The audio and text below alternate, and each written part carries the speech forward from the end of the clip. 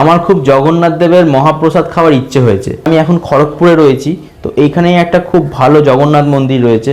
তো আমি সকালেই আজকে ফোন করে বুক করে দিয়েছি জগন্নাথের ভোগ প্রসাদের জন্যে।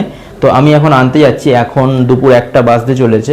তো বলেছিল আমাকে 1টার সময় যেতে, তো আমি এখন যাব, স্কুটি নিয়ে যাব, বেশিক্ষণ লাগবে না, 15 মিনিট লাগবে হয়তো যেতে। তো গিয়ে আমি প্রসাদটা নেব, ওখানে গিয়ে আমি তোমাদেরকে দেখাবো, মন্দিরটা বাইরে থেকেই দেখাবো, হয়তো মন্দিরের ভেতরটা খোলা থাকবে না, বাইরে থেকেই দেখাবো কোথা থেকে আমি কালেক্ট করছি, যতটা পারি দেখাবো।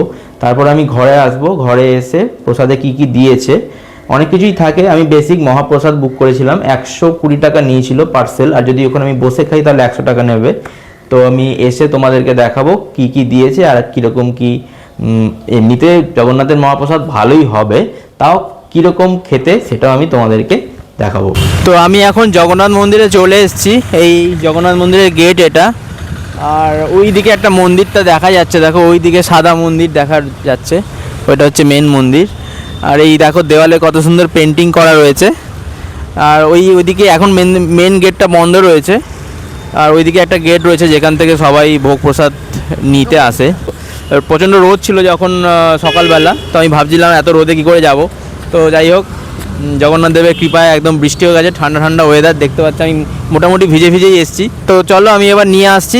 আমি এখন বাড়িতে চলে এসেছি মহাপ্রসাদ নিয়ে। এটা সবাই বলে যে মহাপ্রসাদ মাটিতে বসে খেতে হয়, তো আমি মাটিতে বসে পড়েছি মহাপ্রসাদ নিয়ে। দেখো এইটা হচ্ছে বিল, এখানে আমি ওই 2টো প্রসাদ নিয়েছিলাম, পার্সেল 120 করে, 2টো 240, আর একটা আমি এক্সট্রা পায়েস নিয়েছি, মানে ক্ষীর যেটা, সেটা 30 টাকা নিয়েছে, টোটাল 270 টাকা বিল হয়েছে।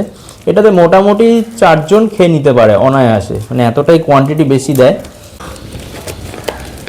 একটা প্রসাদে কতটা ভাত দেয় দেখো, তোমরা আন্দাজ করতে পারবে। পুরো এক থালা, প্রায় 1 থালা ভর্তি ভাত।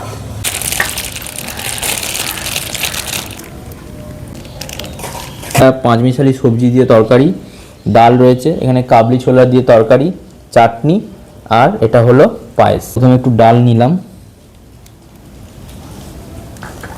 আর একটু তরকারি নিলাম, আর একটু কাবলি ছোলার তরকারি নিলাম। খেয়ে দেখি কিরম লাগে।